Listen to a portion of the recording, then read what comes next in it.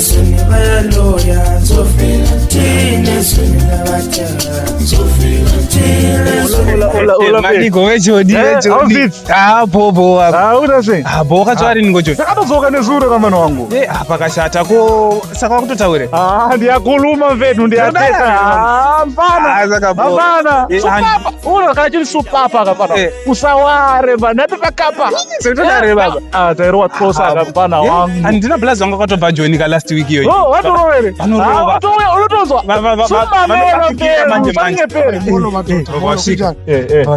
Mutina apa madhodha. Uti ukakuti chiko mfethu uyu. Uye nini lo bafo? andi ndiwa takabva joni taurai kati Ubuye nini lo bafo lo? Auti chiko. joni ka Ubuye nini lo bafo? taurai kati Uyafika Mzansi.